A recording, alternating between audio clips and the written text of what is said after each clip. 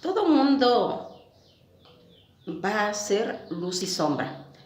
Eh, el comportamiento de todos los seres a través de su historia, a través de su vida, va a tener cosas favorables o cosas indeseables.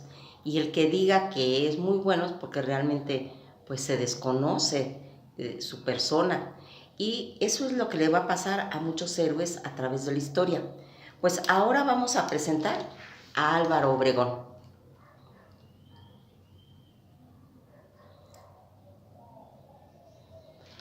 Álvaro Obregón, que va a ser uno de los presidentes que va a actuar ya en la segunda etapa de la Revolución Mexicana y la que va a tener pues plasmado de anécdotas en el que se va a ir viendo cuáles son las situaciones en las que se va a enfrentar.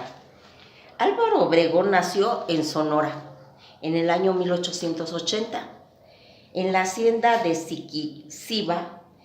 Estando a órdenes del primer jefe, don Venustiano Carranza, recibió el grado de general de división, siendo miembro de la Convención de Aguascalientes al movimiento carrancista contra Villa. Fue nombrado general y jefe del ejército del noroeste, logrando el triunfo de la famosa batalla de Celaya, donde ahí él va a perder su brazo, por el cual se le conoce como el Manco de Celaya. Aquí es importante porque a veces a través de la historia lo confunden con el Manco de Lepanto.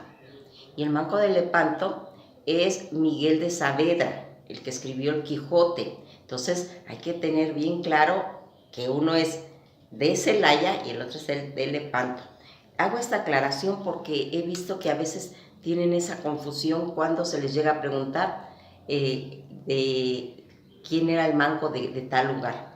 Entonces ya quedamos que el de Celaya va a ser Álvaro Obregón, donde había de perder ese brazo derecho que les comento. Siendo ministro de guerra, opuso su nombre al de la imagen del ingeniero Bonilla como un candidato a la presidencia de la República en el año 1920.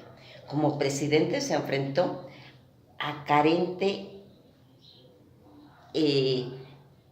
posturas porque tenían que tomar un carácter muy fuerte. La situación estaba muy difícil, estaba marcándose todo ese movimiento que había traído desde Francisco Madera, más sus héroes, Villa, Zapata, Carranza, toda esa situación que se venía arrastrando.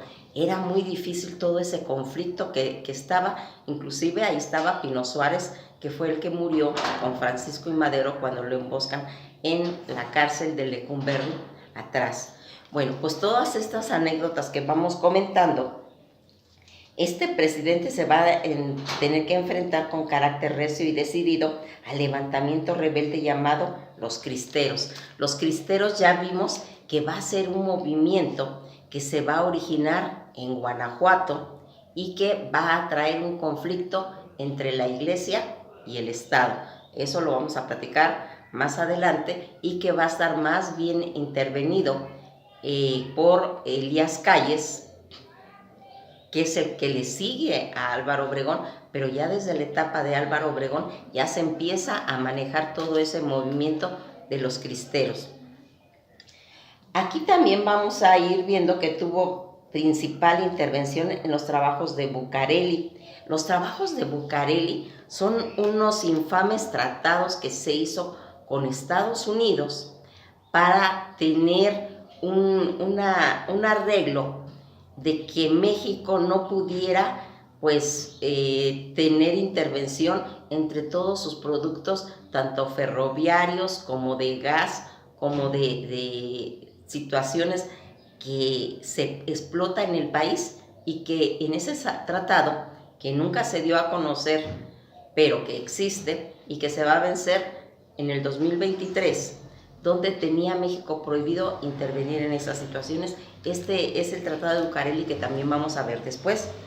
Todas estas situaciones que se van a lograr ya desde 1927 y la derogación constitucional en la que se prohibía toda la reelección para hacerse elegir nuevamente presidente para un periodo desde 1928 a 1934, porque Álvaro Obregón, cuando ya está en el gobierno, él va a intervenir la Constitución para poderse nuevamente reelegir. Y apenas electo fue asesinado en Bombillas por José León Torral en San Ángel. Aquí vamos a ir mencionando cómo todo este tipo de situaciones que se va dando a través de la historia de todos estos personajes va a tener ese negro oscuro, esa luz y sombra que les digo, porque aquí pues hay anécdotas de que en la época en que él estaba pues ejerciendo todo su mandato, lo perseguían, lo estaban pues acechando porque tenían sospechas de que estaba conspirando contra Carranza, y Carranza lo mandaba a seguir en motos. Dicen que en una ocasión, cuando lo iban persiguiendo, él usaba un sombrero y se lo dio al compañero que estaba en el carro, y al dar una vuelta él se tiró, y pues los que los iban vigilando pues pensaron que él iba allá adentro, pero él se escapó disfrazado de ferrocarrilero y se fue pues escapando de todo esto.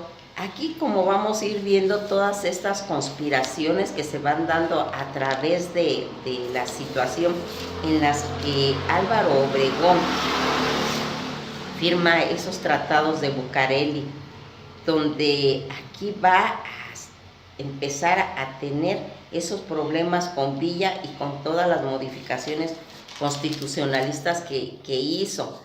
Aquí vamos a ir viendo que se van a ir haciendo, pues viendo situaciones más humanas. Por ejemplo, decían que era muy supersticioso y que él tenía pues rituales de superstición. Si no le salían bien, pues se los echaba en culpa pues a la suerte o a la mala suerte de ese día. Aquí también va a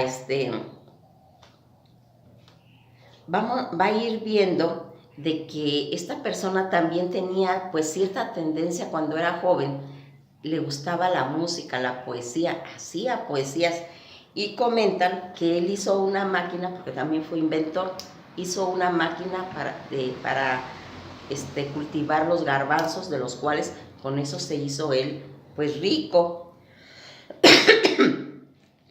Y va a reconocer que Villa, pues aún con todo, va a tener las bases de una conducta futurista. Va él a hacer la Secretaría de Educación Pública y va a tener pues un poquito de enfoque hacia las escuelas y acciones que en esa época se podían considerar como que pues eran de interés popular. Se comenta que él a todos los que le iban a pedir audiencia se las daba, aunque no les daba mucho tiempo, unos 10, 15 minutos, pero sí resolvía siempre todos los problemas que llegaban a su conocimiento, y que no tenía discriminación para nadie. Aquí vamos dándonos cuenta cómo estos personajes también tienen ese lado humano y no nada más el que se les ve pues a distancia cuando se platica la historia. Nosotros aquí nos vamos a ir dando cuenta cómo en el Parque de la Bombilla, donde se ubica el barrio de San Ángel, y ahí está lo que ahorita ya es la alcaldía Álvaro Obregón, al sur de la Ciudad de México. Aquí dicen que este parque, que es donde fue el lugar donde asesinaron al presidente Álvaro Obregón, era propietario de este negocio que lo ha reclamado ahora como algo que pues a él le pertenecía, porque aquí vamos a ir viendo cómo a través del tiempo se van viendo todas esas situaciones que en un momento son historia, pero que al pasar el tiempo se van a ir convirtiendo a veces también hasta en problemas. En el interior se encuentra el monumento de Álvaro Obregón, que se inauguró el 17 de junio de 1935 en ese parque de la Bombilla, que se erigió donde originalmente se encontraba el restaurante denominado La Bombilla, en la antigua huerta de Chimalistac, donde ocurrió el asesinato de Álvaro Obregón, presidente de México ya desde 1920 al 24, y que sería electo nuevamente para un periodo de 1928 hasta el 34.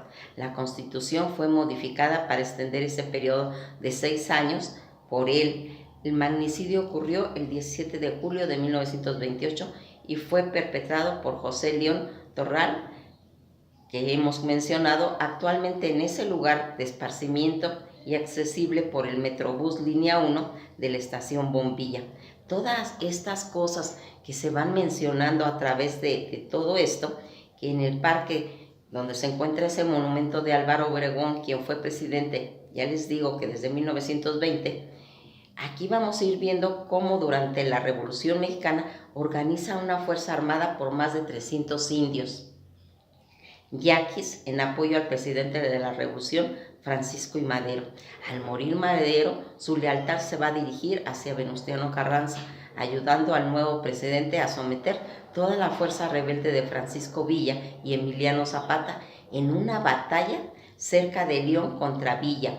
Obregón va a perder todo su brazo derecho, que hemos comentado, al ser nombrado presidente. Carranza, en 1915, Obregón se va convierte en secretario de guerra. Posteriormente se va a enfrentar a toda esa política con este particular cuando se hace el plan de Ayala, de Agua Prieta, que como consecuencia va a tener pues el asesinato de Carranza. Ya en 1923 en los Estados Unidos va a reconocer el gobierno, porque eso es lo que él quería, ser reconocido por Estados Unidos por medio de ese tratado de Bucareli que les comento, que siguió cuando él era en el periodo de 1924 al 28, ahí se va a firmar el Tratado de Bucareli, que no se realizó activa en esa actividad política debido a la Constitución, no le permitía postularse nuevamente. Sin embargo, se convierte en presidente electo hasta 1928. Ya el 17 de julio de 1928 asistió a una comida convocada por un diputado en el estado de Guanajuato en el restaurante La Bombilla, ubicada en el barrio de San Ángel, y lo va a matar José León Toral, que acudió al lugar tras varios días de espiar a Obregón y haciéndose pasar por un dibujante, realiza un retrato de él y de varios de sus diputados y finalmente llega a Obregón, y aprovechando el momento en que los comensales se encontraban descuidados, Toral saca una pistola disparándole 6 veces contra Obregón, quien cayó muerto al instante. El asesino fue pues rápidamente detenido y algunos policías intentaron matarlo, pero el diputado Ricardo Topete lo salvó, arguyendo su importancia para que declarara en el crimen. La constitución del parque empezó en julio de 1934 durante la presidencia del general Abelardo L. Rodríguez y se inauguró hasta el día 17 de julio de 1935, siendo ya presidente de la República el general Lázaro Cárdenas. Este monumento que yo les menciono al interior del jardín se encuentra ubicado en el mismo sitio donde estadista militar fue asesinado y la madre Conchita, presunta autora intelectual del crimen. El proyecto es obra del arquitecto Enrique Aragón Echegaray. Pues esto ha sido todo por hoy y nos veremos en la próxima clase.